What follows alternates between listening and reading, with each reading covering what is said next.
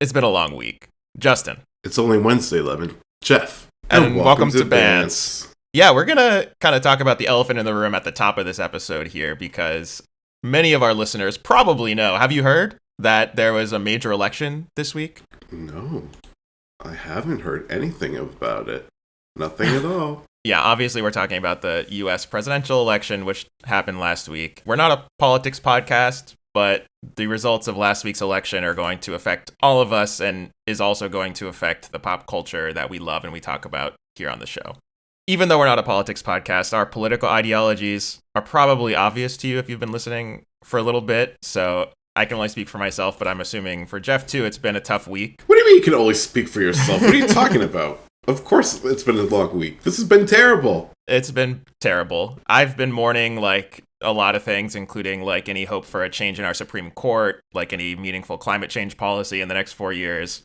The Supreme Court thing is going to be one of the longest lasting impacts of this presidency and one of the worst things for our country. It's going to like really set us back from being able to enshrine a lot of basic civil rights into law.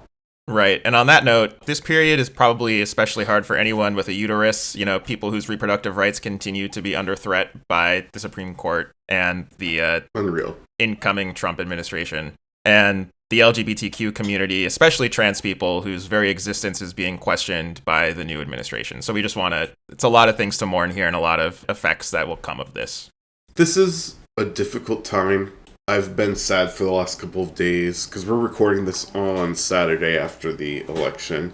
I thought weeks ago that this Saturday might be the day we find out that Kamala won because I thought the votes were going to be a lot closer. And I gotta say, even in like liberal strongholds like New York, Connecticut, Massachusetts, I was shocked to see how much of the vote Trump was able to secure for himself. It was pretty upsetting. Right. I think there's a lot of things to unpack in the postmortem here, but again, we're not going to dive too much into the nitty gritty of what happened, etc. on this podcast. Oh, what happened part 2? Part 2, yeah. Seriously, this is that's what Kamala's book after this election should be called. What happened part 2? It happened again? With a yeah, right. Forward by Hillary. Yeah, but just to stick to some positive thinking in this situation. Elections are not our only mode of political action. Absolutely not. I would encourage any listeners who are feeling mournful and disappointed right now to organize with your community, attend protests, donate to organizations like the ACLU that are going to continue to fight for Americans' rights, for the next 4 years. I know that a lot of people joke about moving out of the country, and, if you have the means to do that and you want to do that, by all means do that. But it's also possible to live and fight for people's rights here in the U.S. for the next 4 years and beyond. Yeah, I would say let us not entirely despair. There are a lot of people who are committed to making sure that we can blunt the effects of the Trump administration and these insane assholes that are about to take over and be pointed to positions of power in our government, appointed to positions of power. It's so crazy. But we have to try to, it's okay for us to allow ourselves to be sad and worried and concerned. Those things are all extremely valid. And I have also been feeling sad and concerned and not feeling totally safe. But after we've allowed ourselves a period of grieving, whatever that is for you, we have to mobilize and unite in our fight against tyranny and hate. Couldn't agree more. And all that being said, thinking about giving time for mourning and taking time for yourself during this hard time, we think that continuing to do what we love, which is hosting a trashy, off-the-cuff pop culture podcast, is one way to get through these tough times. So absolutely. I know it's weird for me personally when I listen to a podcast like this after such a monumental event like last week's election to hear people talking about something as trivial as like the Grammy nominations. But, we're going to do it. And that's why we're heading off this episode with this little brief introduction about the election. Yeah, but Michelle Obama says when they go low, we go high. I say when they go low, you come down into the pits with us and we just talk glib nonsense. Talk shit, as always. Love it. Well, with that all said, I think it's time to get into the show. Let's get into the show.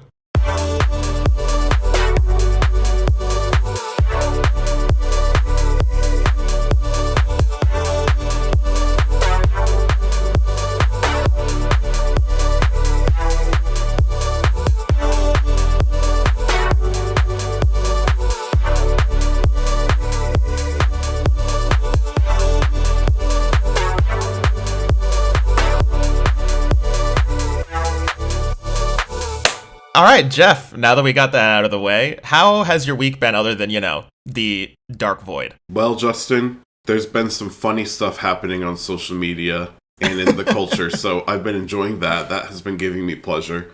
I was pretty down in the dumps for 3 days or so, and yesterday I started feeling okay, this isn't the end of the world. Things are getting better, and people on, not Twitter, because after this I'm done with Twitter, but people online and on TikTok especially making me laugh. Oh, what about TikTok? They're gonna come for TikTok now. I just thought about TikTok's this. gonna be over soon. Yeah. Oh my god. When's the deadline? I don't know. Probably sooner than I think, but yeah, we'll see how that goes. I wouldn't be surprised if Trump pulled a populist move and was just actually, we're not gonna, cancel TikTok. We're gonna leave it up. That could be. I was laughing, though, about this the other day. Well, it was a woman on TikTok who was sharing a Reddit post. Mm-hmm. And on the Reddit post, the author was I live in southwestern Pennsylvania. My husband is this, a manufacturer worker. I forget what it was exactly. Doesn't matter. He works in manufacturing. Very blue-collar type of job. And she voted for Harris, and he voted for Trump. And he was all thrilled when Trump won. And then she was this is really bad for the country, and this is going to be difficult for your job. And he was this is great. Trump saved our country. He's going to make sure our economy's strong. He went into work the next day, and the president of the company came to their factory and had an impromptu morning meeting with everybody to let them know that their Christmas bonuses were not being given out this year because the company has to spend so much money to buy goods and their raw materials that they use before these tariffs are put in place. She said he and his coworkers were so confused they didn't understand what tariffs meant. They thought that it meant that, China was going to have to pay us more money to import stuff. And the president of the company had to explain to them they're five that what tariffs actually do is cost the purchaser much more money. And then that has to be passed on to consumers. And now that she said my husband is all mad. I'm okay, we're officially in the find out part of the fuck around.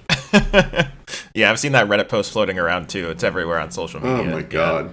It's crazy. So that, even though it's deeply dark, it is kind of funny to me. I'm no, they're all mad, and I'm what the... What's up, y'all? Editor Justin here. Just wanted to do a quick fact check on that Reddit post. After a little bit of digging, it seems like there's not a ton of substantiation behind this Reddit post. It's not been explicitly shown to be false, but there is no primary source. So I just didn't want to be accused of sharing fake news here. That being said, I think that Geoff's point that he's about to make in a second is still important and still holds. So let's get back to it. You know what? I gotta say this, though. I know we're not supposed to be all political on the pod, but I feel the Democrats have to figure out a way to message better. And by that, I mean specifically related to this, because I really don't think that a lot of people understand what tariffs are. And, I get it. There's a lot of people who don't have the capacity, the time, the willpower, whatever, to, look things up and learn about them on their own. So, the Democrats need to figure out a way to message in an educational but not condescending way. And I think that, I'm what if they had an ad that was, a 30-second ad? I mean, I think Kamala ran a great campaign. I'm not saying anything bad about that. The amount of sway that their campaign had, in 103 days or whatever it was, is, extraordinary. They were extremely effective. I think there's, certainly in hindsight things that they could have done differently, but it was a great campaign. But imagine if one of the 30-second ads that they ran was, literally explaining tariffs, quick overview of, this is what it's going to do, and this is going to cost you money. Vote for Harris. We don't want tariffs. I feel I wasn't a consumer enough of cable news to really know what ads were being aired, I do remember seeing some ads about Kamala versus Trump's tax policy and the fact that Trump was cutting taxes on the rich and raising taxes on the poor, but it didn't mention tariffs. I do think that they were kind of trying to avoid having to explain why Trump's policy would be worse for lower and middle class people. Yeah, I mean, there's so many different things to consider and so many things to strategize in, for the future. But I do think that the biggest political shift that's happened is that lower and middle class people are shifting towards Trump, and Democrats are essentially losing the working class vote. Yeah. And there's got to be a way for them to try to reclaim that, especially given that most Republicans' economic policies benefit the rich and not the working class. Yeah. It feels like a paradox, so strategically, I think that's got to be a major priority. Not that we're political pundits or know what the fuck we're talking about, but that's just the vibe that I'm getting. We know exactly what we're talking about. What about this? Remember when George Bush said strategery? I would kill for like a George Bush type of Republican right now. You would kill for? Well, I mean, so would he. I don't know. I feel like this is a larger conversation. I'd rather a George Bush type than a Donald Trump type in office. I guess so. Of all the girls here, who would be the three? I would hate to choose between those two people. That would be horrible. I mean, yeah, it's truly Sophie's choice, but I think it would have to be George Bush. What about Mitt Romney? What about a Mitt Romney Republican? Feckless, centrist. However, he's not as truly evil as the people who are controlling Puppet Trump. I mean, more innocent times where a binder full of women was like the biggest scandal about a Republican president. Remember that? I got binders full of women, then everyone was so mad. Well, everybody was clowning on him, and then it's like, now you got Trump literally giving a microphone a blowjob on camera, and it's like, no big deal. That was so crazy. I at that moment, Justin, I was like, he could win. he could win, because honestly, he's got the juice. He's got the juice. Oh my god. DJT, he's got the juice. I can just imagine some terrible Christian rapper using that line. So Geoff, what do you think? Should we get into some hot topics? Let's do it. Extra long sizzle. I love the sizzle. Okay, firstly, I want to talk about the late night hosts. The late night hosts, Justin. What about them? They're keeping me sane. I've got to tell you. They're keeping me sane this week. The late night hosts have been funny. They have been so, what's the word? Attuned? Yes, attuned? Okay, yeah, okay, good. Good, I love it. They're, very attuned to what's going on. They definitely are, being so realistic about what's happening with our politics and our country. And so I just, have been really enjoying watching Seth Meyers, watching Jimmy Kimmel. Seth Meyers is the only show I actually watch the whole thing pretty much every day. Every night when I get home from work, I put on the previous night's Seth Meyers. Because I'm not staying up all late so I can watch that. Not anymore. Not these days. I gotta be a professional. But also the new Daily Show hosts have been absolutely killing it. Yeah, I think Jon Stewart, he's back as a part-time host of the Daily Show, yes. Right? When he did his Apple TV Plus show for a little bit and then got essentially fired by Apple for, some apparently politically questionable things that he said. Although, I'll support Jon Stewart until the end of time. I didn't know he's that. One of my favorite people. He got fired? I think they canceled his show, but the implication was that it was because Apple is very averse to offending other countries because they want to make sure that they have market share there. This is the problem with tech companies owning everything. Yeah. This is the problem with media in general. All these rich capitalists own it, and all they care about is using it as a source of revenue, not actually delivering news for the common good. Exactly.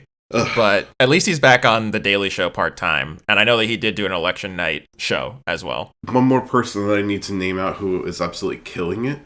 One of the girls, Desi Lydic.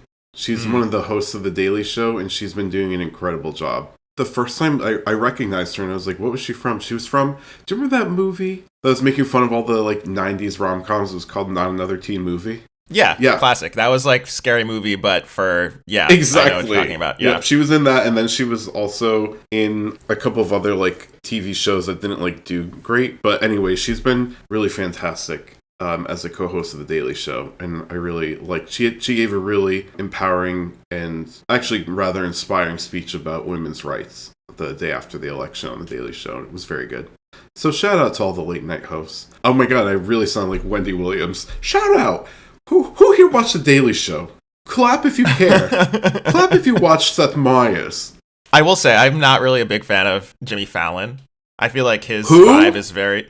I ain't watching Fallon! But he's a late night host, so I just feel like I need to direct some shade specifically at him because his opening monologue after the election results were basically just so America got back with its ex, LOLOL, and it's just oh my god. Fucking boo. Never forget when he had Trump on his show, in 2016. Yeah, gave him a noogie. Yeah, terrible. We're not doing that. That's garbage. So anyway. He's the most milquetoast dude of all time. So boring. Milquetoast, yes. So shout out to John Oliver, Seth Meyers, Jimmy Kimmel, and Desi Lydic, and of course Jon Stewart. Keeping me sane. The goat. Let's keep, I guess, the focus on Hollywood. Mm-hmm. I think you maybe have some strong opinions about this, but the first photos have been released of Jeremy Allen White, noted star of The Bear, portraying Bruce Springsteen in a biopic that's coming out next year. It's called Deliver Me From Nowhere. And, this photo, Jeremy Allen White's face is kind of in shadow, but he is looking the part. He's wearing the blue collar, like, leather jacket on top of, like, a plaid shirt. Looks a little bit like old Bruce Springsteen. This is a Bruce Springsteen biopic. But when I showed you this, I sent you this link maybe last week at some point, and you seem to have some strong feelings. Yep. So what are your thoughts on this? Well, my thoughts on this is who okayed this casting, because Jeremy Allen White looks absolutely nothing like Bruce Springsteen. Like, nothing. Not even remotely similar. If you put them together and like, this is his cousin, I'm like, I don't really buy that. You know what I mean? Like, I just don't think that they look alike at all. Secondly, Jeremy Allen White, I think, is a great actor, but this is what I hate. Once somebody has, like, success around them in Hollywood, the executives are just foaming at the mouth to find a project with whoever's hot right now, even if it's not a good fit. And so I am just feeling bad for the casting agent, because I'm sure that the studio was like, we want Jeremy Allen White to read for this. We're giving him the script. He probably was like, oh, Bruce Springsteen, this is a great role. I'm sure he was interested, and I'm sure that there's a fat paycheck, associated with this if he took on the job. Oh, yeah. And I'm sure the casting agents were like, I don't really see him for this. And I'm sure they had lots of other people in mind who'd be great. Maybe even an unknown who would have been great and looked the part and could better portray the ethos of Bruce, the boss Springsteen. I'm sorry, but Mr. Allen White is not it for me. I'm a huge Bruce Springsteen fan, as you know. This is not going to be it for me. He doesn't have the range. He does not have the... I don't even know.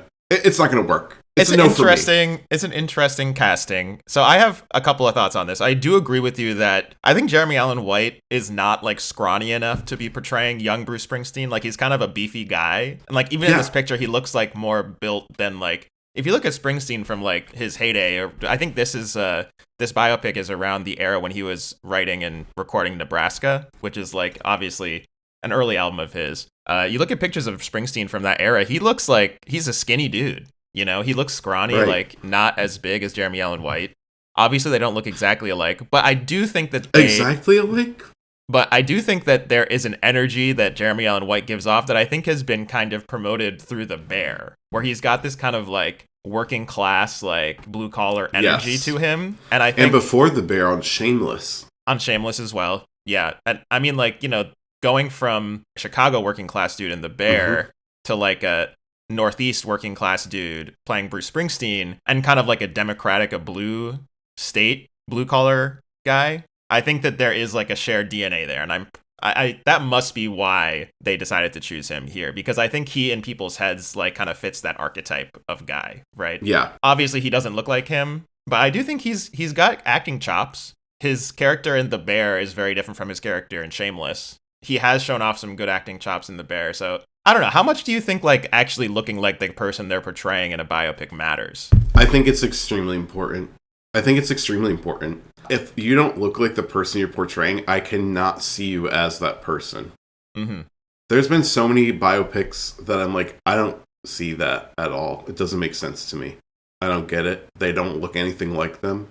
Yeah. A great example is Jennifer Hudson as Aretha Franklin. Did you even watch that movie, Justin? Didn't watch that movie, no. No, because you know what? It looked terrible, and Jennifer Hudson, beautiful woman, looks nothing like another beautiful and iconic woman, Aretha Franklin. I'm not buying that. Nice try.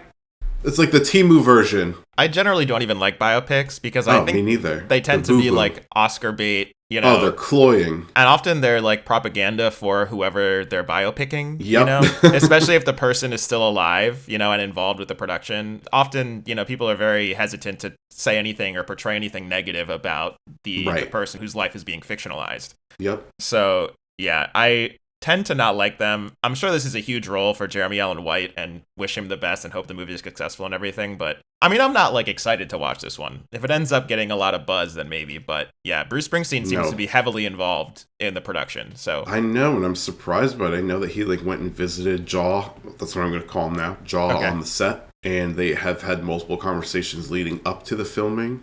Come on, Bruce. Come on. Now I didn't say anything about your podcast with Obama, which don't know if you've ever listened, Justin, but it is boring. Really? I have not listened. I never in my life thought that I would say that a conversation between Bruce Springsteen and Obama is boring, but it really is. And I love them both, and I think they're great orators, and obviously he's a great artist, but Yeah, I mean, that feels like if your dad is Democrat, that's the podcast he listens to, you know? Oh, yeah. 100%. Yeah, I have never listened. I would assume it would be kind of not...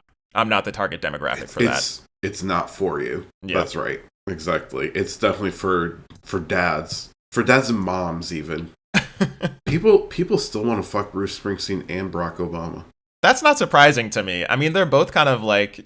As much as you can be like a political figure and a sex symbol, I feel like they both kind of are. Yeah, I think so too. Very interesting stuff. But anyway, get Jaw off the screen. I'm not watching that.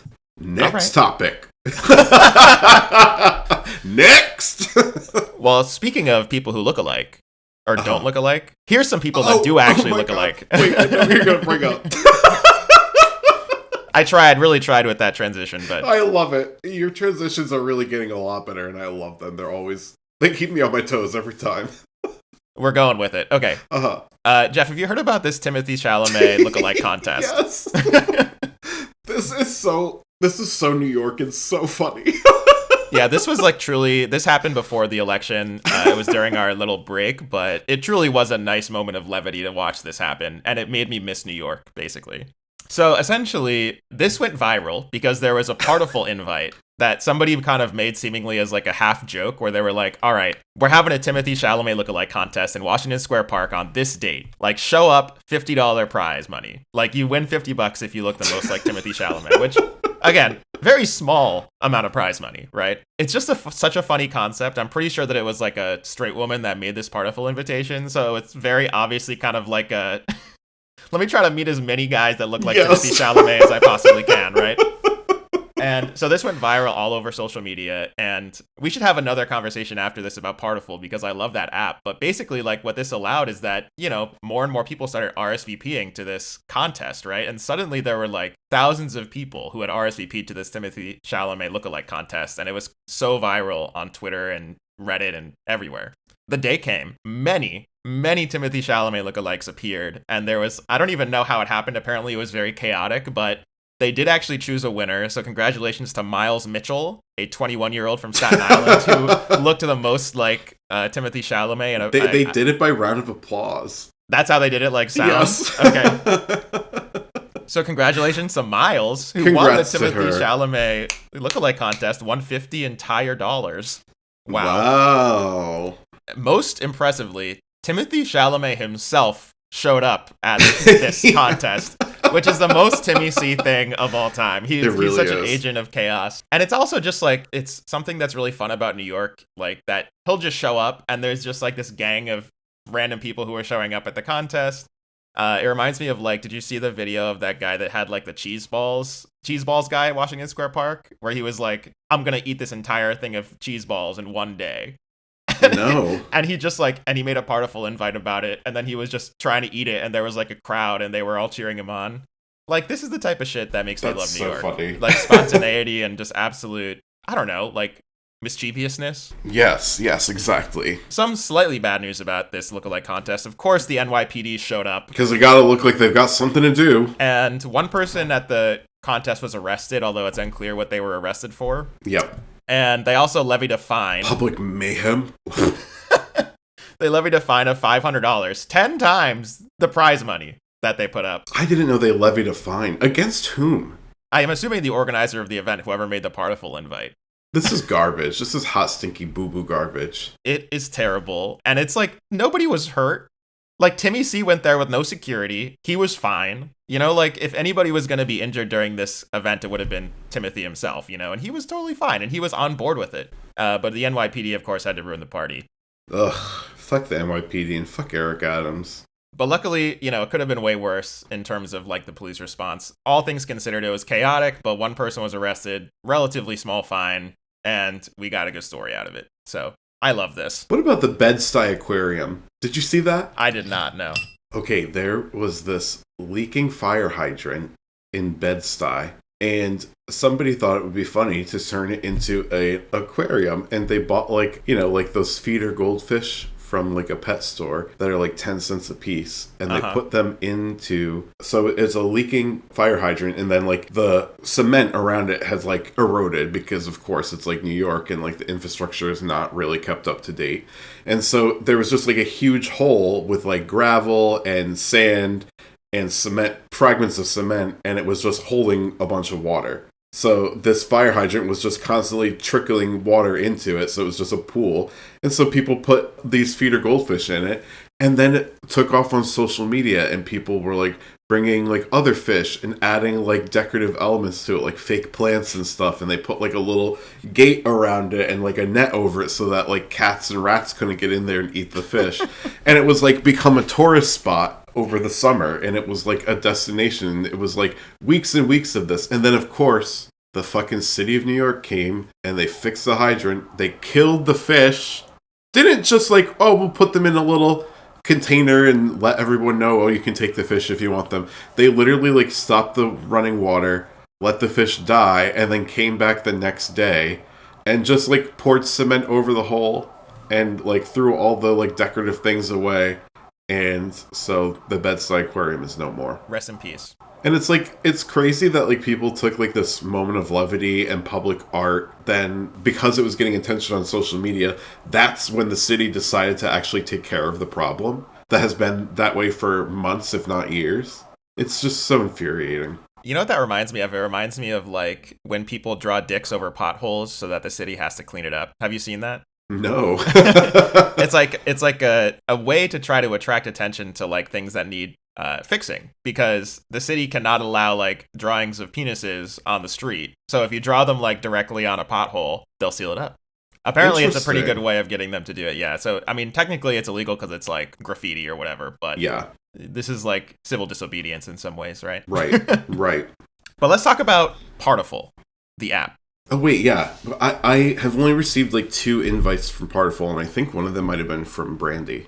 Probably. Yeah, that would make sense, because I am a lover of Partiful. So, like, I deleted my Facebook so long ago, I think in, like, 2020 at some point, probably around the election lead-up time. It's just bad vibes there. Yeah, snap congrats. And I know that some people really like certain aspects of Facebook. I never really use Marketplace. I know that's a big reason why people still use it. You know I love Marketplace. You know I love Marketplace. What I miss the most is actually the events feature. Ugh, I never liked it. Like, back in the day, like, I used to love making, like, Facebook event pages and inviting people. You surely did. And that was for, like, you know, we're talking, like, mid-2010s, probably, of that era. The 20-teens, if you will. Exactly. I miss that. And I really, like, was craving some kind of similar app or whatever that would, like, fill that niche for me. And Partiful, is, like, a very attractive looking, well designed, and like functional app, and also fills that niche without having to, doesn't require any other form of social media. It doesn't require you to have like a Twitter account or a LinkedIn or whatever bullshit thing most things require. It's a very simple app. It's just like you make an event, you share it with people via a link, and then people can come. Right. And it's very aesthetically pleasing. And it also has features where like you can send out a text blast to everybody who's RSVP'd to the event with updates and stuff like that. It's just a great app. I support it 110%. Everybody should download it. Is it free? It's totally free. Totally free. Really? Well, you know, there's no such thing as a free lunch, Justin, so what are you trading off, all your private information? I think we've talked about inshitification on the show before. Do you remember this? The who what now? Inshitification. I'm almost positive we talked about it. We could have. It's a very common arc when it comes to social media platforms like this, where they start off being free and excellent. Oh, yes. And then they build up a really high number of users. And then as soon as they hit a critical mass of users where they think, okay, now we can capitalize off of this user base, then they start making the service shittier. So it becomes inshitified by like adding ads or requiring a subscription cost to use it. And then there's so many people using it at that point that anybody who leaves, you know, doesn't matter too much because you still have like a critical mass of users. I mean, I don't know what Partiful's internal organization looks like, how they're planning on capitalizing on this, but at this point, we're at the early stages before inshitification, so hopefully you can still get in on the ground floor and make use of it. I'm like very partial to paperless posts, but it does cost money. But I love the designs. Paperless post is so it's a little bit more clunky than Partiful. You're clunky. Like Paperless Post, it sends you like an email. It's basically an Evite, right? And then you have to click in, and there's a website that you have to like log into. You have to log in. Partiful is literally just like, all you need is like a phone number, and it's like seamless, and then you're in. I just like the design aspect of Paperless Post. But it's 20-teens. It's 20-teens technology. I gotta get up with the times. Partiful is the way. And there's all kinds of these like fun Partiful events like this Timothée Chalamet lookalike contest that went viral. You said the way. Yeah. Capital T, capital W. It's the way. Yeah. We gotta talk about this. What's with the letter W? Do we need to talk about this? I think we do. I got questions. Who said we got a U? We gotta get 2 more of these and put them together. 2 become 1. Spice Girls. Who said that? Who decided that? I'm sure that some linguist or, like historian knows the answer to this, and I definitely don't. But yeah, I just want to know. It's the only letter where they said, let's take 2 of those and make them 1. What about the caterpillar from Alice in Wonderland? Do you remember that? A-E-I-O-U U-E-I-O-A. No? Not ringing a bell for you? I know what it is, but I have no... We're just talking vowels now. We're talking language. We're talking letters and vowels. We're talking sounds, phonetics, if you will. All right. Well, we don't have to talk about it too much. I just wondered. I just think that caterpillar is interesting. He's just smoking hookah, sitting on a mushroom. Say more about how he's interesting. The caterpillar was just sitting all day out in the fucking woods on a mushroom, getting high as fuck, smoking hookah and hashish, blowing clouds of different colors. Do we think he was smoking? I always assumed he was smoking like opium. Okay. Can you smoke that? I don't know. Basically heroin. I famously don't know drugs because I never really did them because I'm lame. But I don't know. I thought hashish was like a derivative of opium. No? Hashish is compressed powdered cannabis. Oh, okay. So it's weed. And then opium is like the derivative of, all opiates. So like everything from heroin to like Vicodin, oxycodone or whatever. Yeah. How do you smoke opium? I'm pretty sure. Oh, yeah, because they back had in opium the olden dens. days. Yeah, they had opium dens. Back in the day before they like made the super concentrated versions that everybody uses now. Oh, okay. Maybe he was smoking opium. Justin, want to smoke opium? I'm going to say hard no on that one from me. Hard Why? pass. Let's try it. It'll be fun. I would say for many reasons. I'm just hearing you're not being adventurous and fun. You're not getting into it, which is one of our cardinal rules, Justin. That's one of our cardinal rules for things like concerts and karaoke, not for doing hard drugs. Well, you say tomato, I say potato. Yeah, those are actually 2 different words, so good to know. Yeah. With that, let's take a quick break, and we'll be right back with our main topic. Let's take a break.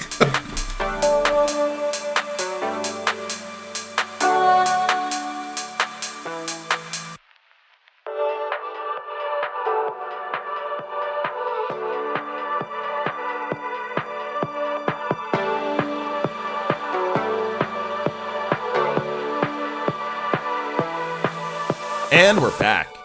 Oh wow, we're jumping right into it. I'm still chewing food over here. Might be. No one told me we're back. Well, we are. And our main topic today is the Grammy nominations. I'm looking at the wrong sheet. I'm like, the bear. Qua? How long ago was that? That was like... That seems like another lifetime ago. I know.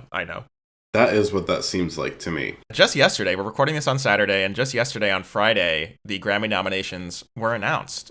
And for those of you who are not aware, Geoff and I have a competition where we try to guess the winners of the 3 major award shows, Emmys, Grammys, and Academy Awards. Mm-hmm. Whoever wins 2 out of the 3 gets to pick a episode topic of their liking that the other host may not want to do, but they will be forced to as part of the terms of this competition.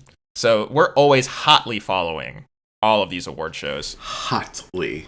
And we have made our predictions for winners. And Justin, I think so far, we're not so different, you and I.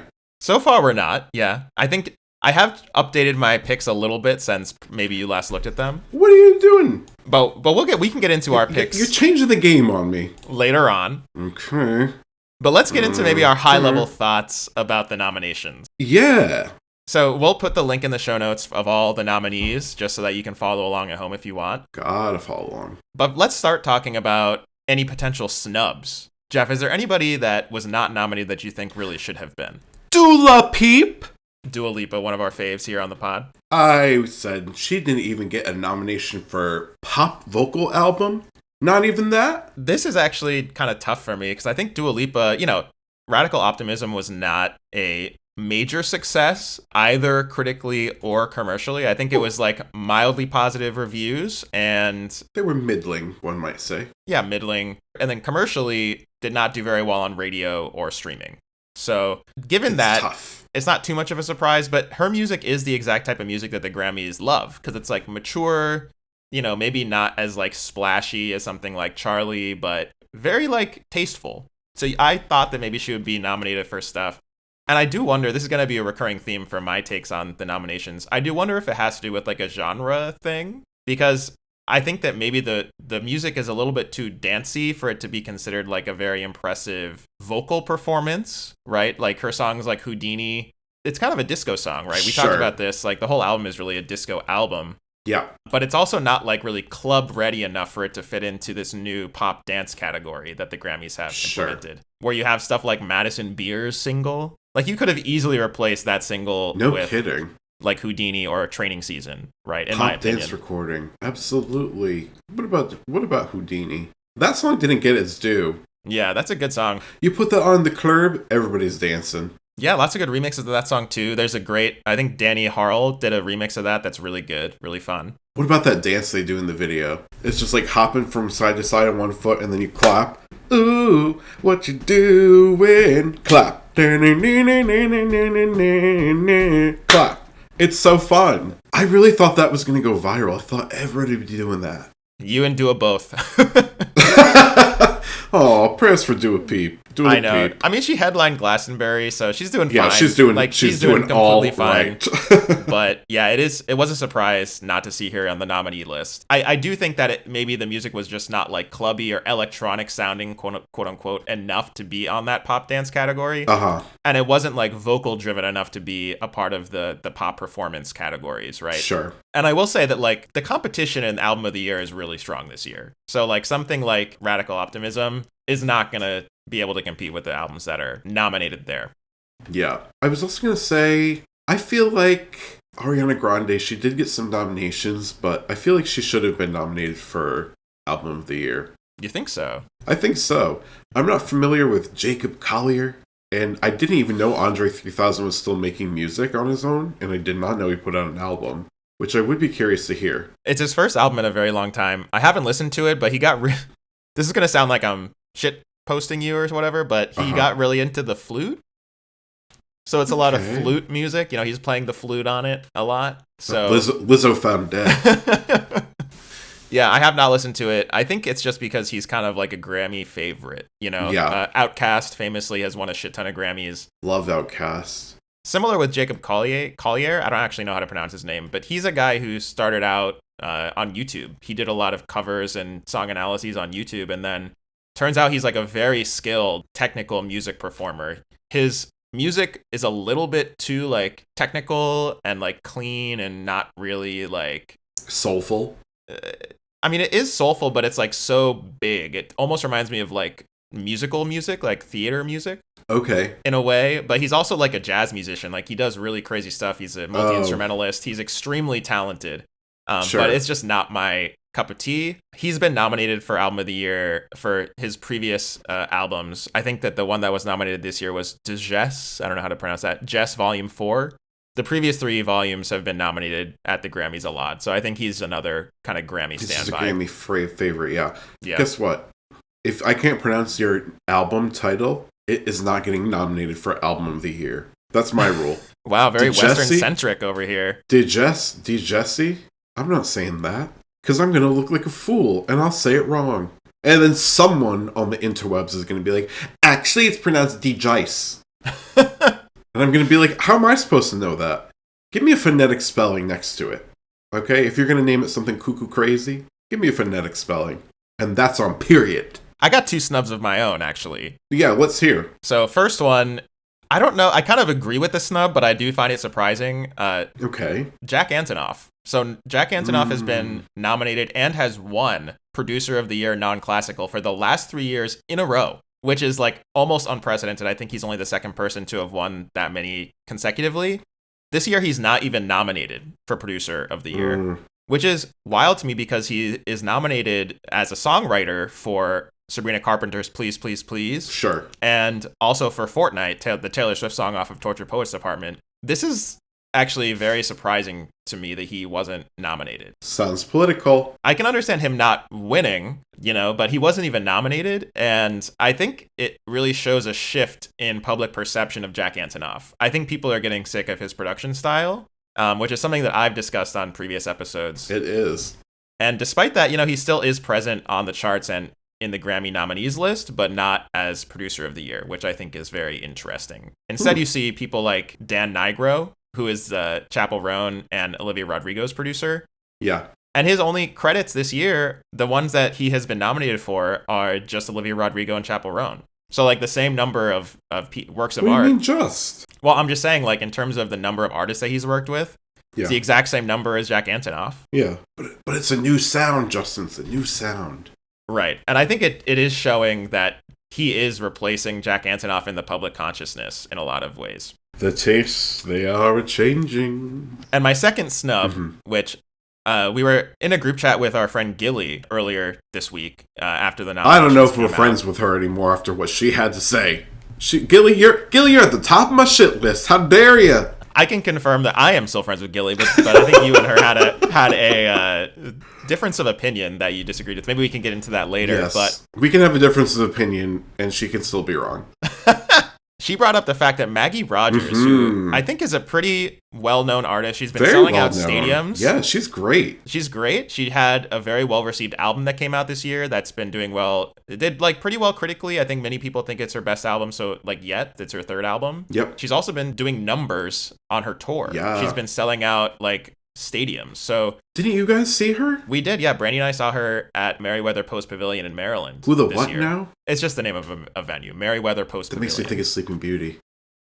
We don't have to go into it. Just apparently I'm on the Disney train today. But yeah, she's a great performer, amazing vocalist, and it's the exact type of music that you would think Grammy voters would like because it's very 70s revivalist. It reminds me a lot of Fleetwood Mac, for example. Yep. Janis Joplin. Jackie Jorp Jump. Do you remember that? From 30 Rock? No. They were trying to do, speaking of biopics, earlier in the episode, on 30 Rock it was a subplot that they had bought the rights to do a Janis Joplin biopic, but then legal wouldn't allow them to clear the name. Janis Joplin's legally distinct Janis Joplin. So they were calling her Jackie Jorp Jump. So good. Anyway, sorry. It's okay. So yeah, Maggie Rogers she's doing that kind of music, which I feel like normally the Grammy voters really like, and she is not nominated once. Right. So that is shocking to me. Yeah, she's kind of a Grammy's darling too. I mean, she's been nominated in the past, and she's not nominated for... Maybe this might be a genre thing again, right? Because her music is not pop. It's not very electronic focused. It's not clearly defined. Right. It's not really radio-ready pop music. Right. It's also not really rock music. Right. And it's not weird enough to be considered alternative. Yeah, it is a tough one. It's kind of elder millennial core music. That's how I describe it. If you know a millennial woman... She probably is into Maggie Rogers. Elder millennial core. She's kind of it's a little bit soft rock vibes. It's kind of like the Taylor Swifties that grew up and have a little bit more nuanced taste. Yeah, I think so. Okay. But it is very weird to not see her nominated. I would have expected her maybe to be nominated for Best Pop Vocal Album. Sure, that makes sense to me. Or maybe Best Pop Solo Performance for Don't Forget Me or something like that. That song is really good. So I am a bit surprised not to see her nominated for anything. But I do think this is a bit of a genre thing. Yeah. Could be. Any more snubs for you? I don't really think so, honestly. I have one more. Okay, tell me. Meg Thee Stallion. Oh, wait. Yeah, she should have been nominated for... Yes, I'm sorry. That is absolutely a snub for Best Rap Album. And also, she wasn't nominated for Best Rap Performance either. It's odd. It's very odd. I'm not really sure why. I'm not saying that, her album was not the most critically acclaimed rap album of the year. I think that's just true. It's not getting the critical reviews that like Alligator Bites Never Heal did, for example, right? Yeah, that's a great album. But it was very popular, and Megan Thee Stallion is still like a huge cultural figure, you know? So I did find it weird that she wasn't even nominated at all. And I wonder if it's because, yeah, so she had a legal dispute with her record label in 2023, and she's now independent. Oh, okay. So I wonder if that has something to do with it, because a huge part of the Grammy nominations process is campaigns that are led by often the record labels. Mm-hmm. And it's unfortunate, you know? I mean, it's rare. Sometimes you see the Grammys rewarding independent artists, but usually that comes in the genres of like rock and alternative, not so much in pop and hip hop. Yep. Maybe that's a blind spot for the Grammys, and it was weird to see her not nominated. Oh, you know what, Justin? I have one more snub that I forgot about. Sure. What about Cher's Christmas album? What about Cher's Christmas album? Did you listen to any of it last year? I'm not really a big Christmas music person. So. Oh, yeah. Well, here we go. We don't like having fun, apparently. Okay, but tell me about it. Is there like a dedicated category for holiday music? I don't think that there is.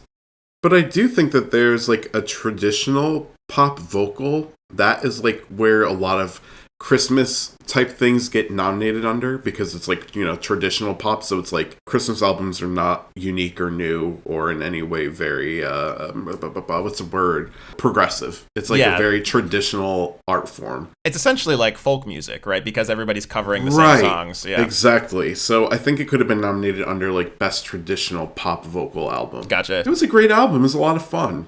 I wish she had done a Christmas special alongside of it.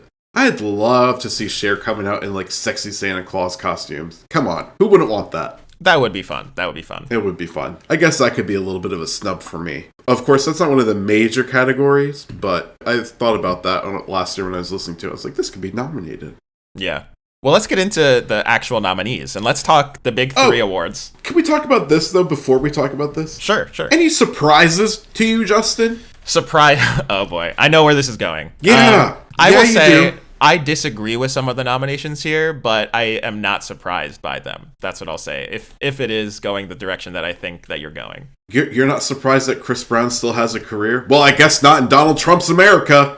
Okay, well, that's not what I'm talking about. Oh, okay.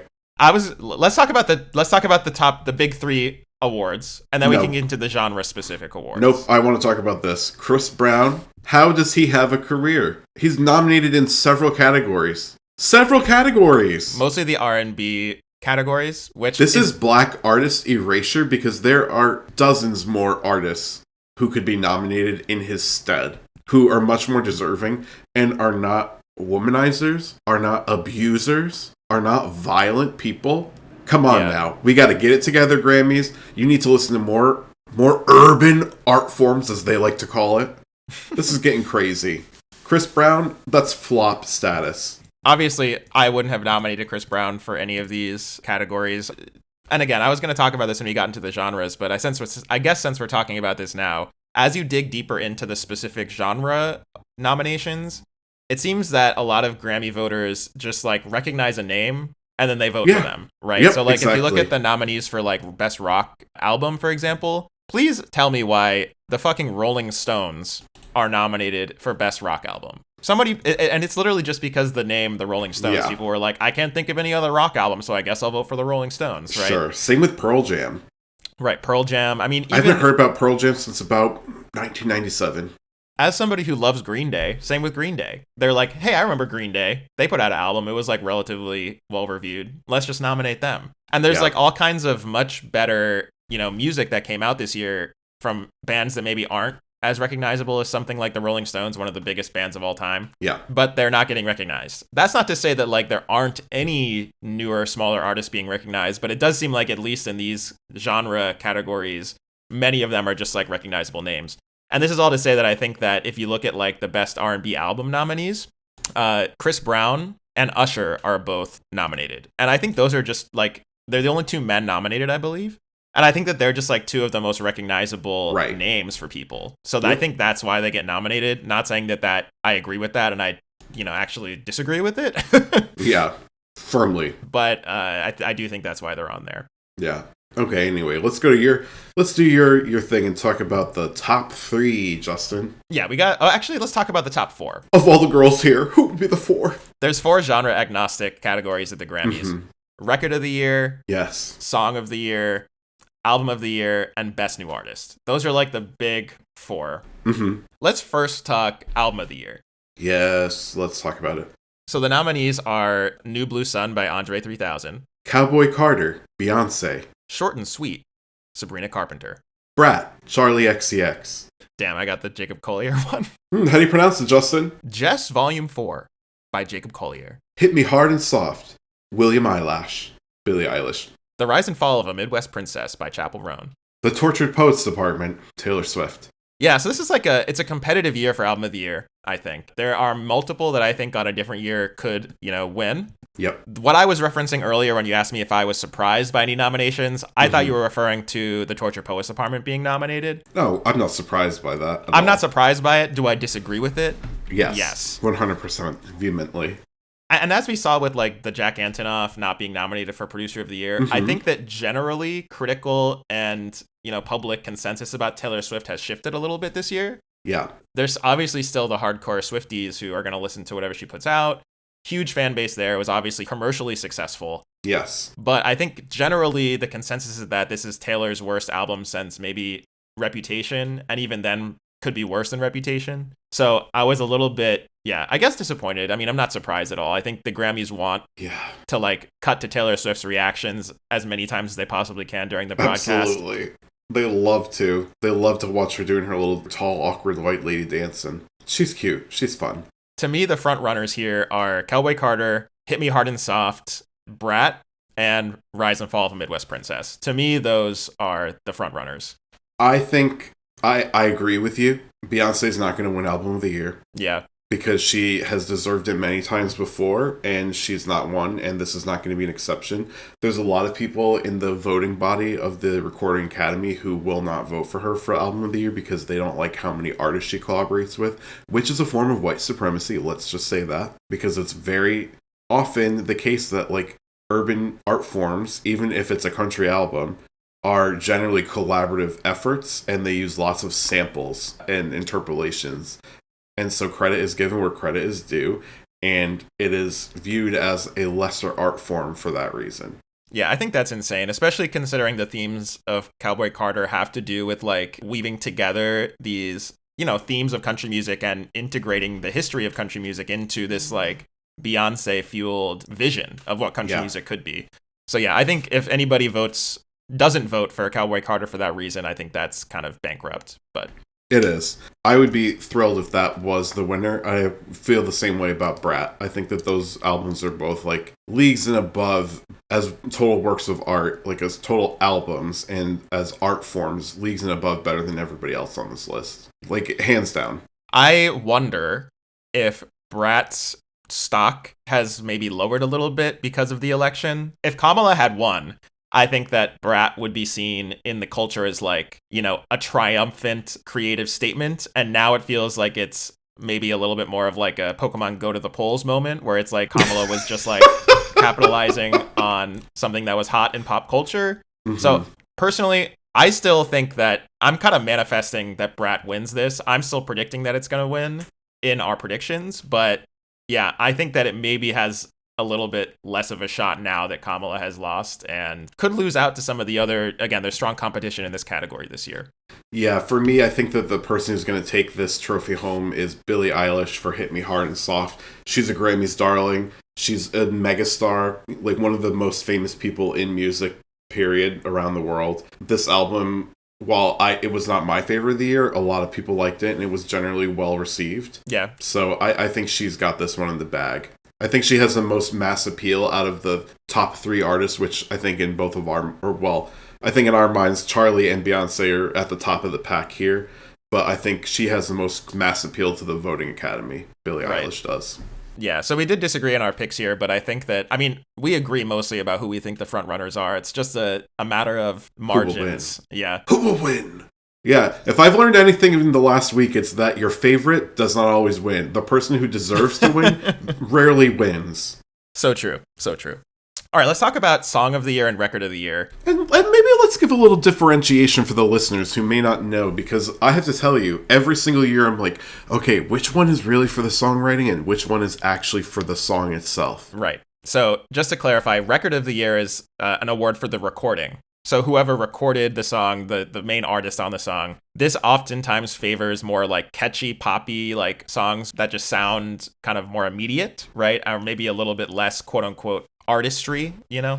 Yeah. And then there's Song of the Year, which is awarded to all of the songwriters on a song. And this is, again, more for songwriting, for stuff that's a little bit more lyrical, maybe. Maybe a great way to illustrate this is that Espresso is nominated for Record of the Year, but Please, Please, Please is nominated for Song of the Year, right? Mm-hmm. Please, Please, Please is a little bit more lyrical and interesting in terms of like the songwriting, whereas Espresso is more of an earworm, right? And more of a pop hit. Yeah. So let's talk Record of the Year first. I think this one has a clear and obvious winner. Yeah. Let's talk about the nominees. So we have Now and Then by the Beatles. Texas Hold'em, Beyoncé. Espresso, Sabrina Carpenter. 360, Charli XCX. Birds of a Feather, Billie Eilish. Not Like Us, Kendrick Lamar. Good Luck Babe, Chapel Roan. Fortnite, Taylor Swift featuring Post Malone. And the winners are... I think we both have the same pick here. Yeah, we both think that Espresso is going to win. 100%. There's no way. This was the song of the summer. This was the song of the year. It was in everybody's head. I can't imagine that any other song wins here. Do you have any other thoughts? No. I mean, hands down, this is going to win. If it doesn't, that would be a major upset, and I would be shocked. And much like when I saw the returns coming in from North Carolina, I'd say, uh-oh, we're in trouble, babe.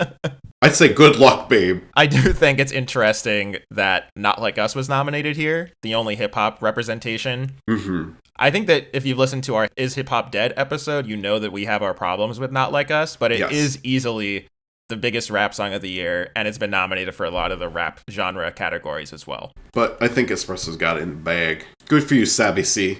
Congrats to Sabby C. Then we have Song of the Year. So let's go through the nominations really quick. A bar song, Tipsy, Shabuzi. Birds of a Feather, Billie Eilish. Die with a Smile, Lady Gaga and Bruno Mars. Fortnite, Taylor Swift featuring Post Malone. Good Luck Babe, Chapel Roan. Not Like Us, Kendrick Lamar. Please, Please, Please, Sabrina Carpenter. Texas Hold'em, Beyoncé.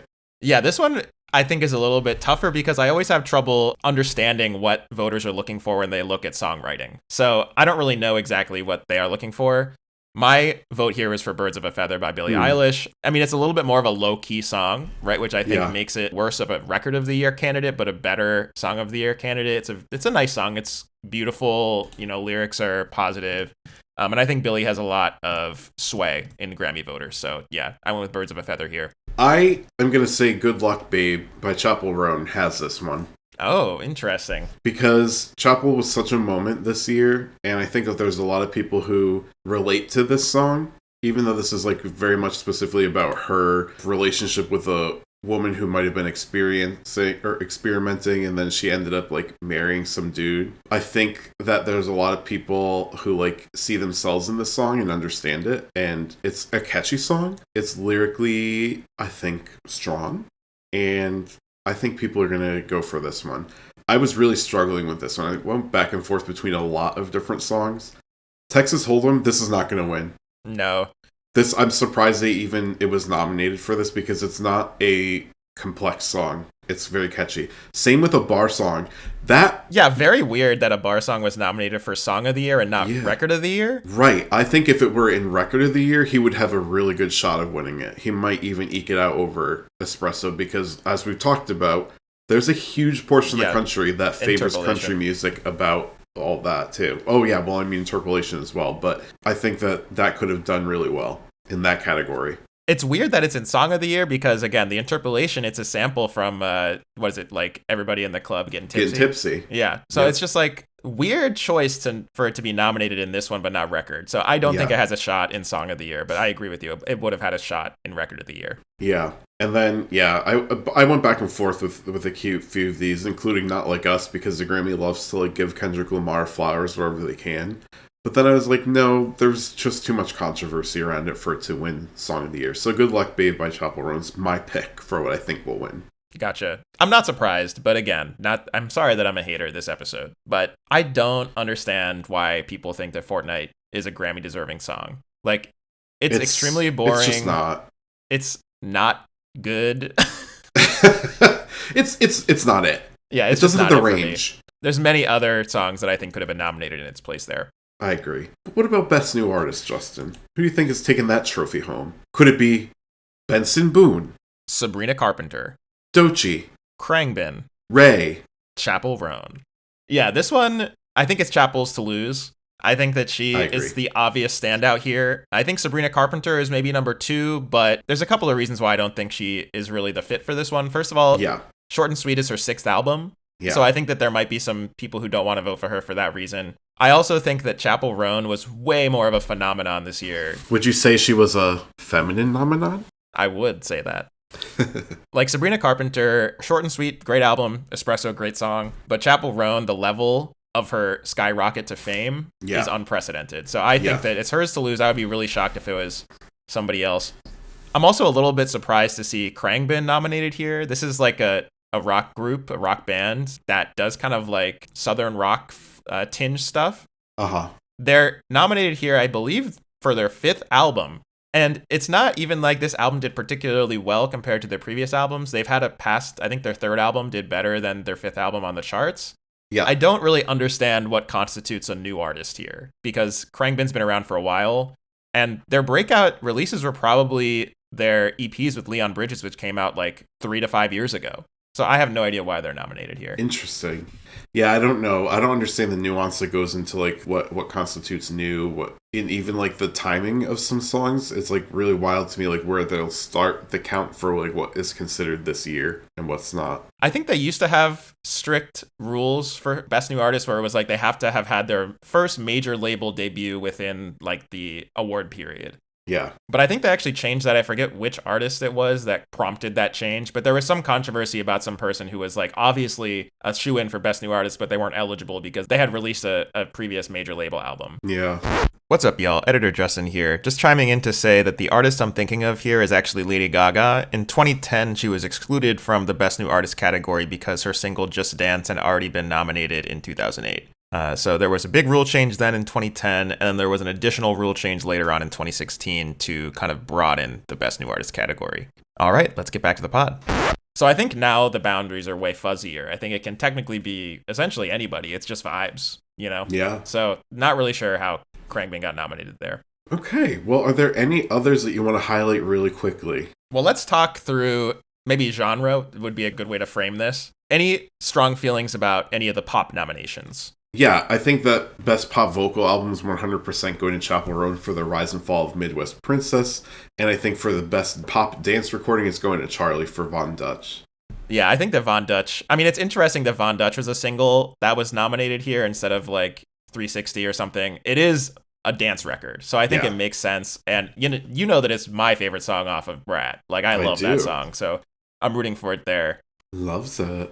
I also do think that it's interesting that Die With a Smile was nominated a couple of times. It was nominated for Song of the Year and Best Pop Duo / Group Performance. You know that I wasn't like a huge fan of that song, but this is the shit that the Grammy voters eat They love it. They love it. Big power ballad. Two Worlds Collide. Right, exactly. Bruno and Gaga. Show tunes. Forget about it. Yeah, it is very show tunesy.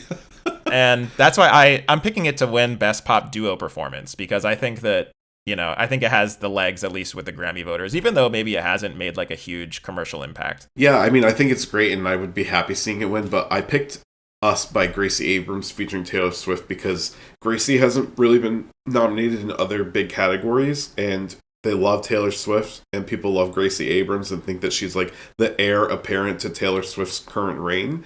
So for me, I think that they'll win for that.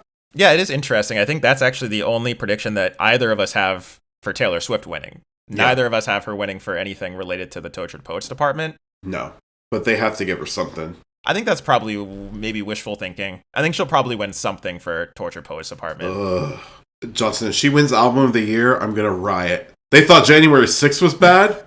I'm showing up to the Recording Academy in Los Angeles, California with a contingent of people, and we're going to smash the place and burn it to the ground if she wins Album of the Year. I'm so sorry. I like Taylor Swift. That is not the Album of the Year. It's just not. I'm so sorry. Yeah, I would be really shocked, actually. I'll riot. Speaking of pop dance and the dance categories, I have some takes on these because I am always really interested to see what kind of dance music the Grammys are nominating and giving awards to. The pop dance recording category actually was created in response to Renaissance, Beyoncé's album, which won Best Dance Album the year that came out. Was it 2022? Is that right? Yeah. And there was some controversy about that because a lot of dance artists who have been like, dance artists for their entire careers took issue with Beyoncé winning. You know what? Somebody who kind of came in to the genre secondhand. So the Grammys created this new category of pop dance to kind of bridge the gap there. This is some bullshit. You don't have to have an entire career based in one particular art form in order for it to be valid for you to be nominated for a piece of art that you created that happens to fall within that genre. That's bullshit. Yeah, I mean, I totally agree with you. A bunch of butthurt biddies who didn't do as high level work are mad about it. I mean, I was saying this at the time. It's very tribalist. It's very not my backyard. It's very immigrants. I have two thoughts about this. There are instances where artists come in and they make a shitty dance album and then it's nominated for Best Dance Album because they are a big artist. In my opinion, Renaissance was not that. Renaissance was like genuinely a great dance album that took into account all of the history and influences of past dance music and brought them together into a package that was like an incredible dance music album. Like that was a club record, She was not like cosplaying as a dance artist. She was like really fully taking on the history of dance music and making it her own. While I do understand the impulse there from dance artists, I think that Beyoncé deserved that win for Renaissance, which, again, that's like maybe my second favorite Beyoncé album after Lemonade. It's an incredible album. Mm-hmm. But it is interesting that they separated just the recording, but not the album, into a separate category. So, for example, Charli's Brat is nominated for Best Dance/Electronic Album. I do suspect this is going to cause similar controversy because I think Brat is a shoo-in here, and I think that there are a lot of like dedicated... I should be clear. Charli has been in the dance music scene for her entire career. She started her career playing at underground clubs when she was a teenager. So like she also is a long-term dance music person, right? She's always made dance adjacent music. But there are people who like have instrumental albums on here, like Fortet. You got Zed nominated here, who we talked about in the Art Pop episode. So I do think there might be some controversy in the dance music community about that nomination, but I think she's a shoo-in. I agree. So I think with rock and alternative, this is a lot of genre stuff again. I think that the line between alternative and rock is very blurry. There's a lot of artists who are nominated for both categories. What is the line? That's what I need to know. What's the line? Well, that is a great question, Geoff, and I did actually pull it up. Oh. So there is a definition of alternative music that the Grammys have released. Okay, let's hear it. Alternative is defined as a genre of music that embraces attitudes of progression and innovation in both the music and attitudes associated with it. It is often a less intense version of rock or a more intense version of pop, and is typically regarded as more original, eclectic, or musically challenging. It may embrace a variety of subgenres or any hybrids thereof, and may include recordings that don't fit into other genre categories. Okay. Which is a very fuzzy definition. Like, yes. It's actually not that hard. So I think the category was first made into existence because of the grunge movement in the early 90s. Got it. So like Nirvana, basically. I think that was the reason why it exists at all. And now it's kind of just like a bucket for anything that doesn't fit into any of the other genre categories. Exactly. Because I'm like, how do you go from St. Vincent to Brittany Howard? Also, like, Clairo is in here. Yeah. I think that album Which is like that would be like dance electronic to me. Well, Clairo, like, her new album is very firmly, like, pop to me. Like, it's just kind of, like, very low-key pop. Very odd. Very chill, a little bit jazzy, but wouldn't call it alternative. But yeah, we have some different picks there. We won't go into all of them, but I think that actually might be where our competition is decided, because we have quite a few different picks in those two genres. Could be. Prepare to lose, I say. We already talked about R&B. Well, what we did say about R&B is Chris Brown, flop. Yeah, but Chris Brown, I think flop. Money Long is gonna like really rule in the R&B category this year. That's my prediction. Yeah, I actually wasn't familiar with her. I did a bit of listening before this, and I was impressed. Ooh, Made for Me? That sounds like a real throwback. Like, I listened to that and I was like, this is like an old school banger. It sure is. Giving that TLC vibe. I also was like, I got to listen to more R&B because a lot of the performance nominees, I was listening to it and I'm like, I'm vibing to all of this. I got to listen to some more. You did such a cute little head nod just now. Some more Jane Aiko, you know what I mean? I got to listen to some more of that stuff. I love it. What about rap, Justin? Yeah, rap music, I think Not Like Us, obviously going to win Best Rap Performance. Biggest rap song of the year, no matter 100%. Our gripes with it. And we're aligned. Yeah, we're aligned on that. I mean, hyper masculine, peacocking aside, it's a catchy song, huge song. It definitely dominated the culture this year. You know what? The music video for that should be them going, "They Not Like Us," and it should just be Kendrick Lamar naked swinging his dick around helicopter style. They not like us. They not like us. That would be really funny. I'd love to see it. But like with gigantic fake dicks, you know what I mean? Like movie prostheses. Yes, insanely large penises. Flapping all around. Yeah, that would be funny. Let's talk about the country categories. Let's talk about the country. Let's talk about the country. It is interesting. Obviously, Beyoncé is heavily nominated in these. As well she should. Honestly, like if you look at the CMA nominations versus these country genre nominations at the Grammys do seem to be a little bit more nominating country crossover artists like Casey Musgraves and Lainey Wilson. What about Post Malone? Posty is also nominated, but I do think that I can't imagine that Cowboy Carter does not win for Best Country Album. I can imagine it, Justin, because this feels like Kamala and Hillary on election night to me. I'm like, this is the clear choice. How could anybody else surpass it? And we've seen what happened. So if she doesn't take this, guess who I think is taking it? Who? Posty? No, Chris Stapleton. Chris Stapleton. Yeah, because he's, I guess, is like more of the mainstay, like country music establishment nominee here. Yes. He's got that beard that smells a little funky. The hygiene might not be there all the way. Great singer, though. Really great singer. I watched him on the Today Show, Justin. He was excellent. And very cutely, is that a word? Very adorably, he and his wife performed together. She's like one of his backup singers and in his band. And I really like that. And you know what? That's country. Country's getting down into the family, Justin, remember? I do remember. I, of course, remember. So I could see him taking this category for sure. And a lot of people will be like, I'm so glad a real country music artist won the category. Yeah, I could see that. Yeah, but Cowboy Carter should absolutely win. Beyonce is also nominated for Best Country Solo and Best Country Duo/Group Performance. I want to say that my personal opinion is that 16 Carriages should win for Best Country Solo Performance. Song. That's one of my favorite songs off of Cowboy Carter. But I do think that I Am Not Okay by Jelly Roll is the exact type of cheesy country nonsense that the Grammys love. He performed this song at the Emmys, if you recall.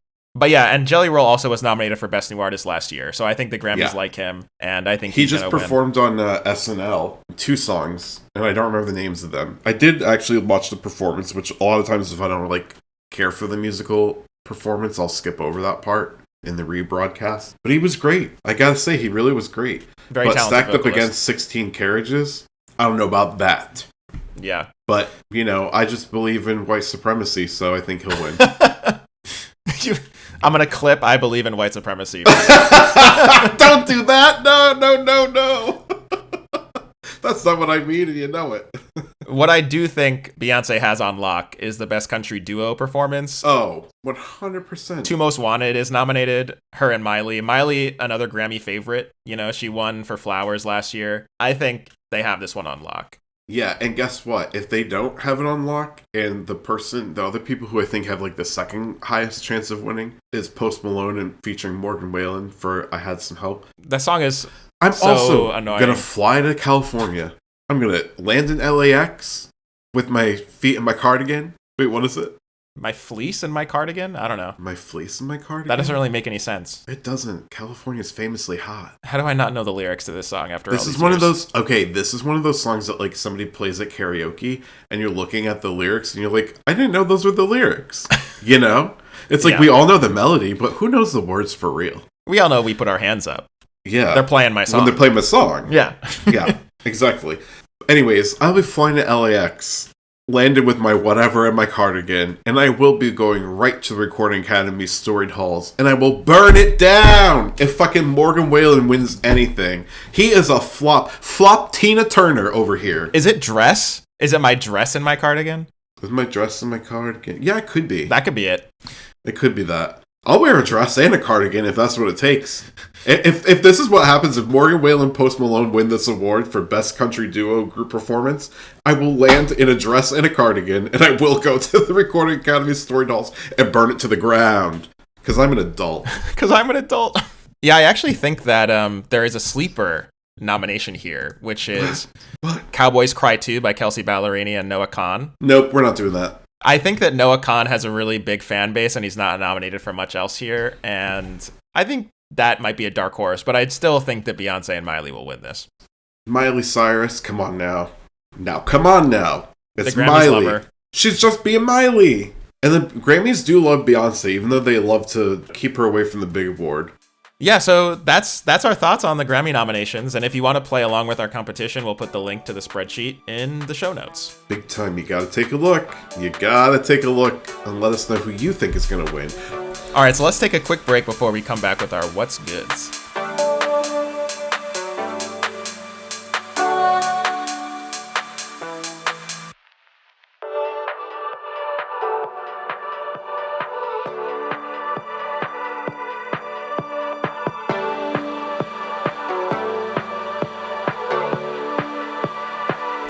And we're back. We are back.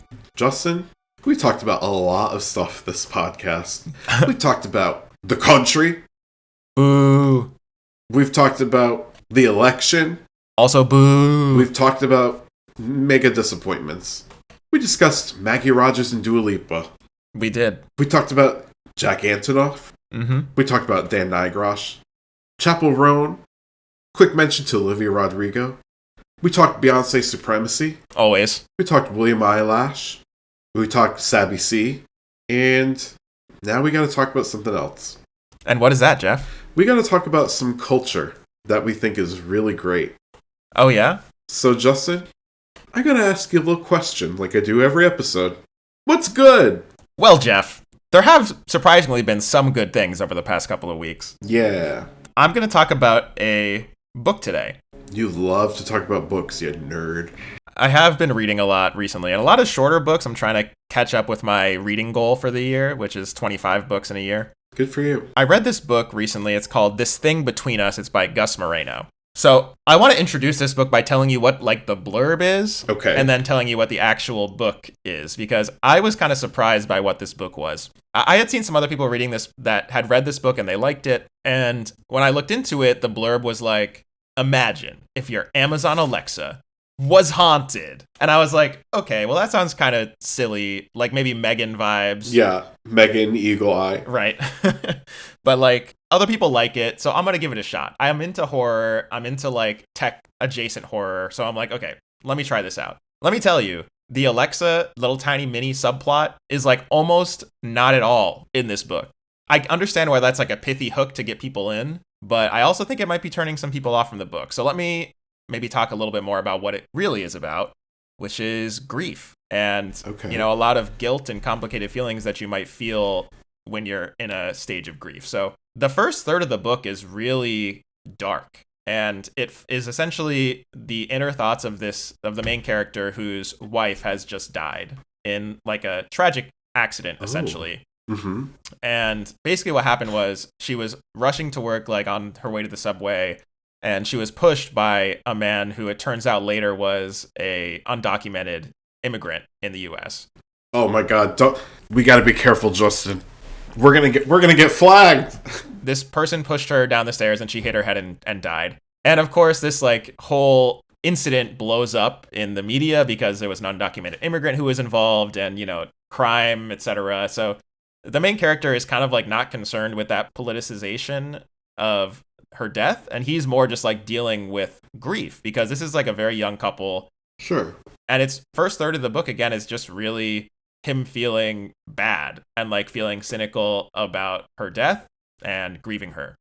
And it's really well written. It feels I do believe that the author Gus Moreno has gone through a similar experience, and his experience is kind of grief, and it feels very real and lived in. I know that's a tough subject matter for a lot of people, but for me, we've talked about this in previous episodes, but sometimes reading depictions of this can actually help me process those types of feelings. And sometimes reading the worst possible thing that could happen to you is a good way to try and relieve some anxiety of things that are maybe not as bad, or to help process similar experiences that you've had in your life. Sure. So that's how it starts. And as he's dealing with this grief, he is like kind of flashing back to earlier moments of him and his wife living together in their condo, which they purchased. And it seems like the condo, I mean, long story short, is haunted, right? So they keep hearing like scratches from inside the walls. Nope. And they have a person come in and like drill a hole in the wall and see if there's like a raccoon or a rat back there, and they don't find anything. Don't like it. They're like Amazon Alexa, although it's like legally distinct. Amazon Alexa, right? It's like their smart speaker keeps going off even though no one's in the room, and like responding to things weird, and they're like, oh, it's probably just a glitch. And it starts ordering things from like the Amazon equivalent. It starts ordering like raw lye to their apartment and stuff like that. And they're like, oh, it's probably just a glitch. You know, I was thinking this is going to be the whole plot of the book because of the blurb. But the main character does the smart thing, and he's like, I am getting the fuck out of this apartment as soon as his wife dies, because he's suspicious that maybe the place is haunted and maybe it had something to do with her death. Okay. So he like runs over the Amazon Alexa with his truck. He sells the condo, pieces the fuck out, and gets a place in the middle of nowhere. And he's like, now in this middle of nowhere place, I don't have to worry about the haunting of my old apartment. Oh, God. Of course, it turns out that the haunting goes deeper than just the apartment. And this book has a lot of like weird fiction, like Lovecrafty vibes of like cosmic unknowable horror. Ah! It also has certain Stephen King vibes where, you know, the characters are very lovable despite the subject matter. It also deals a lot with this like strange cultural identity of being Mexican American. So Gus and the main character of the novel are like second generation Mexican immigrants. So the main character doesn't speak Spanish or like barely speaks Spanish. And he's like always dealing with the fact that he doesn't really fit in with his Mexican relatives, but he also is like not white enough to truly fit in with his like white friends. He kind of always feels like there's some like dark history of his family in the past that is kind of like always creeping up on him. And it's unclear whether that's like, at least in the middle of the book, whether that's like himself projecting that, or if it's like a real curse that is like in his family, right?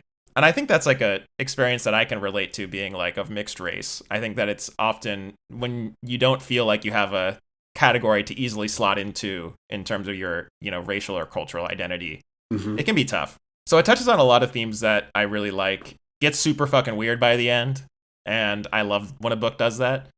I won't spoil anything else, but yeah, it's a really great book. It's called This Thing Between Us, and it's by Gus Moreno. Well, that one sounds very interesting, Justin. Scary vibes. I was reading this in October, so it was fully for spooky season. I was trying to read as much horror as I could during that time. I kind of hope that it gets adapted into a movie, because it has a lot of similar themes to Hereditary. Actually. I was going to say, I was like, I can see that. I actually wrote this down while you were talking, and I said, I could see this becoming a Focus Features film. Yeah, I think it would be a great, great film. So, did you like the way it ended without giving it away? Because you said it got really weird. I'll give one. No, don't spoil. I won't spoil it, but I loved the way it ended. Okay. It kind of brings all of the themes of the novel together, from like cultural identity to grief and guilt following the loss of a family member. Yep. Brings all of that together in a way that's really satisfying. I love when works of art, whether they be like books or movies or films or whatever, take like disparate threads and themes. Oh my God, we literally are so aligned. I was just thinking that I was doing this and I'm like, disparate themes? Yeah, and like tie them up into like a really satisfying and complex like message that's not easily sum-upable, right? Yeah, sum-upable. A movie that can be easily, whose like themes can be easily described in like one sentence, I'm kind of like, that's basic. I need something that's like boring, unique and multifaceted, and I think this book does that. So yeah, big fan. This sounds very, very much in the spirit of Hereditary. Yeah, like Hereditary or like Nope, that Jordan Peele film is another film that I really loved that did this. Yeah, I still gotta watch that. I was gonna watch the spooky season, then I got caught up in all the election of it all. Yeah, you should still watch it. It's a great movie. So Geoff. Yes. I've talked about what's good with me. Yes, you did. We talked about a lot of music this episode, and it sounds like we're gonna talk a little bit more about some additional music. So we are. Geoff, what's good with you this week? Well, Justin, what's good is going back in time. As usual, you know, I have a penchant for nostalgia, one might say. Say the words, Geoff. Step back in time with me. There it is.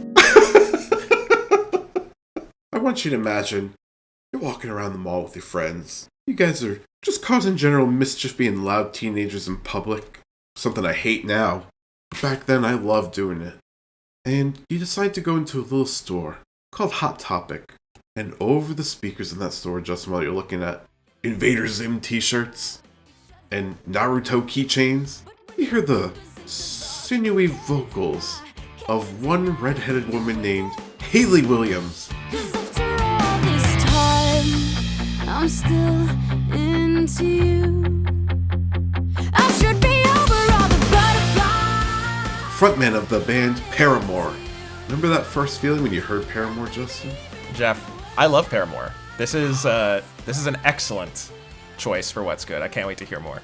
Well, Justin, as you know, and as we discussed in the last pod, I went down to DC. I remember this, yep. To go to Ben's now famous karaoke birthday weekend. Yeah, very sadly, I was not able to attend this year. Sadly, you guys were not there, and I actually, when I was picking out songs I was going to sing, I was like, Justin's going to cream his jeans for this one. I said, he will fucking love it. He'll be jumping up and down like, let's go!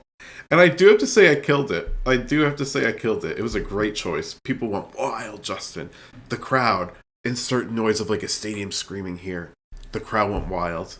Because I sang one of my favorite songs by Paramore, Still Into You. Oh, yeah, good one. What you know about Still Into You, Justin? I would say that was their first, like, pop crossover hit. I think the only exception, maybe you could make the argument for that. Love that song, too. Still Into You is, like, full pop. Great song, yeah. It was wonderful. And I had a great time singing it. And I was listening all week before I went down to Paramore's discography, and I'm like, God damn it. They're so fucking good, and they don't get their due anymore. But you know what I do love, Justin? Taylor Swift had them on the Eras Tour as an opener. She did. And they were exposed to a huge audience who had no clue what Paramore was. These young girls, the young Gen Zers, even the young millennials, I feel like might have missed the Paramore boat. Oh, Geoff, I have to tell you a story related to this. Yeah, tell me.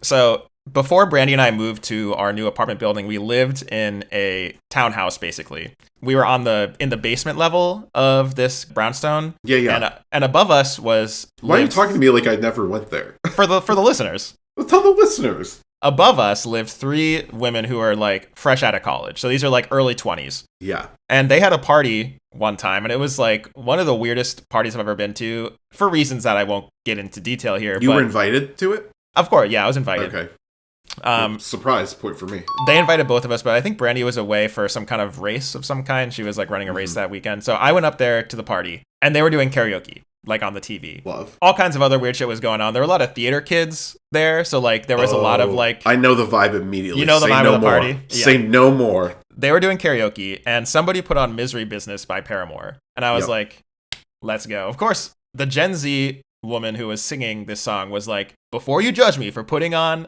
Paramore, God. That Paramore walked so that Olivia Rodrigo could run. And I'm like, you do not need to explain to me the importance of Misery Business by Paramore. No kidding. I'm also like, who doesn't know this song?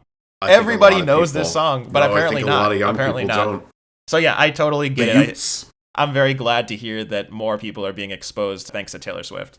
Yes. Great job, Taylor Swift. And what an incredible opener. After I saw Paramore perform like 5 songs, I'd be like, that was great. Let's wrap it up. Later days. You know? Like, How do you follow up Hayley Williams? She is so incredible. She's an incredible vocalist. She also has, like, the most magnetic on-stage presence of, like, almost any lead singer I can imagine. I've seen her live, I think, twice. And every time I'm just like, I cannot look away. She's a fucking spitfire. Holy shit. The way she sings while she's jumping around. And she's approximately like 5 foot flat. Yeah, she's tiny. So tiny. Yeah. She's a tiny person. You know what? Here's to all the tiny women in the world. Shout out to all the tiny women. I love tiny women. They're great. Ariana Grande. Great. Hayley Williams. Also great. Lady Gaga. Great. Good for the tiny women of the world. Anyways, I just want to talk about a couple of songs real quick. I'm just going to name them. We don't have to get into it because we could spend an entire pod and this has already gone on very long. But Still Into You, The Only Exception, Misery Business, Hard Times, underrated Paramore song. Mm-hmm. Love that one. Ain't It Fun, All I Wanted, That's what you get? All I Come wanted. on now. Whew, that song. That's a bold karaoke pick if you pick that one. I did not pick that one. Yeah. I just did Misery Business. I mean, I just did Still Into You for my... That was my Paramore karaoke pick. Yeah. Misery Business would have been good, though. Let me ask you one question before we close, Geoff. Yeah, ask me.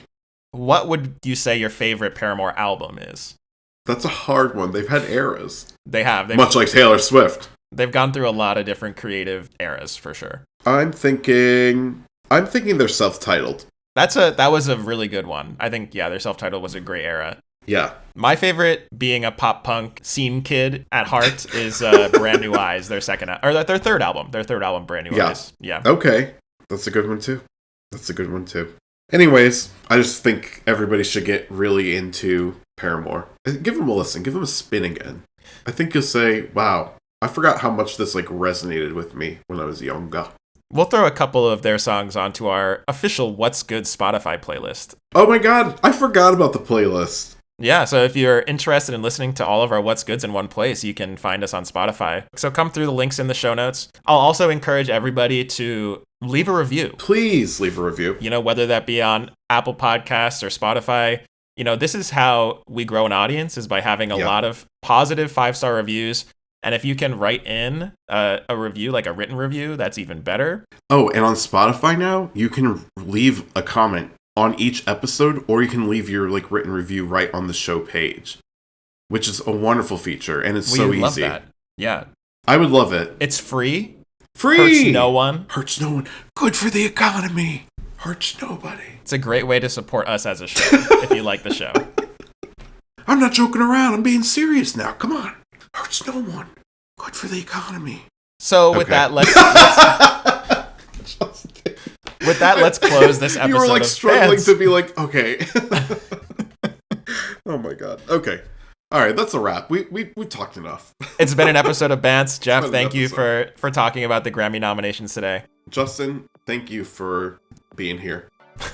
Thank you for being a friend. Always. Down the road and back again. You know. Oh, you're not going to finish the lyric? Oh, I don't know. I didn't realize you were doing a lyric. This is more confirmation that you're a straight man. Is this Spice Girls? Is this a Spice Girls reference? Oh my god, we gotta go. Everybody, thanks so much for listening. Bye! This has been Bants with Geoff and Justin. Bants is created and produced by Jeff Taylor and Justin Benavidez. Graphic design by Jeff Taylor. Editing by me, Justin Benavidez. The theme music for Bants is the track Nebraska With You by Sam Day, a new song this episode, and it's provided by No Copyright Sounds. Email us at bantspod@gmail.com with any questions, recommendations, or just to say hi. If you like the podcast, rate and review us on Apple or Spotify, and tell your friends. Bye. Bye.